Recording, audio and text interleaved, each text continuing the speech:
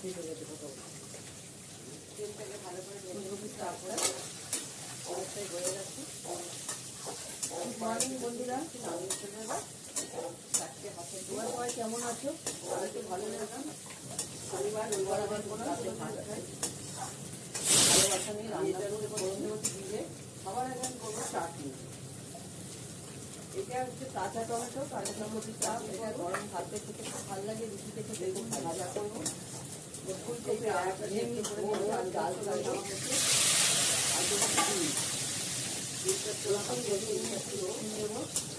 মশলাটা অনেকটাই গাছে দিতে হয়। একটা একটা করে রান্না বসিয়েছি, তাহলে অফিসে দেরি করবে।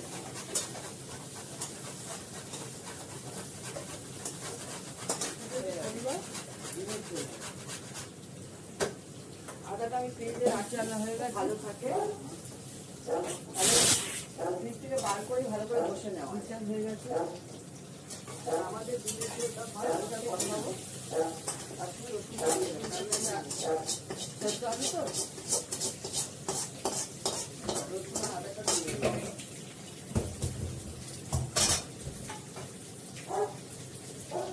অল্প করে নুন দেবো, ছোটো আলু দিয়ে অয়েলটা সেদ্ধ করে ফোড়ন দেওয়া হয়ে গেছে। আমি এর মধ্যে একটু কড়াইশুঁটি দেবো, কাশ্মীরি লঙ্কার গুঁড়ো,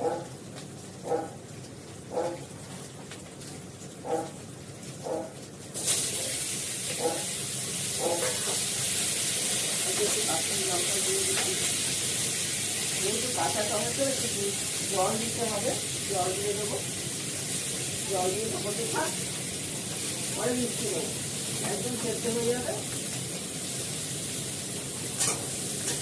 একদম সেদ্ধ হয়ে গেলে তারপরে একটু জল দিয়েছি, ভালো করে সেদ্ধ হবে। ভালো করে কষিয়ে অল্প করে জল দুধ জলও হয়ে গেল। দুধ জলটা নামিয়ে ফেলি।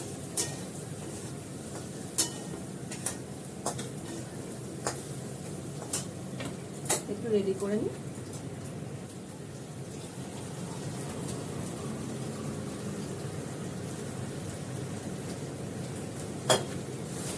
কড়াইশুঁটি দেবো, কড়াইশুঁটিটা সেদ্ধ হতে একটু সময় লাগবে। আলু তো সেদ্ধ আছে, অল্প একটু কড়াইশুঁটি দিয়ে ভালো লাগে।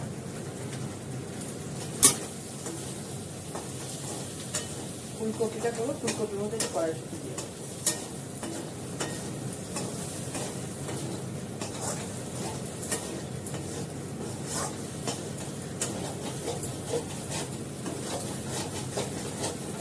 সেদ্ধ আলু তো একটু কড়াতে লেগে যায়, পুরো তেলটা টেনে নেবে।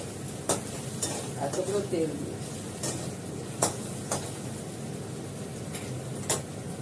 এবার জল দিয়ে দেবো।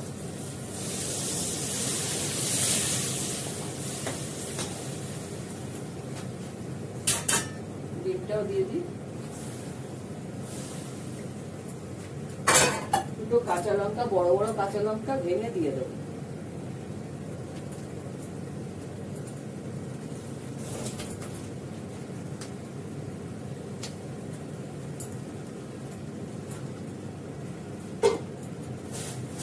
টকবক করে ফুটে এলে ঘি গরম মশলা দিয়ে নামিয়ে ফেলি।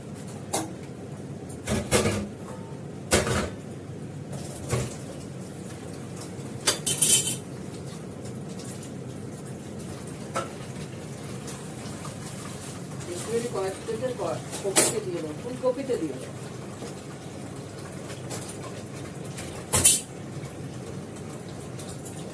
বসে থাক, দেখাচ্ছি।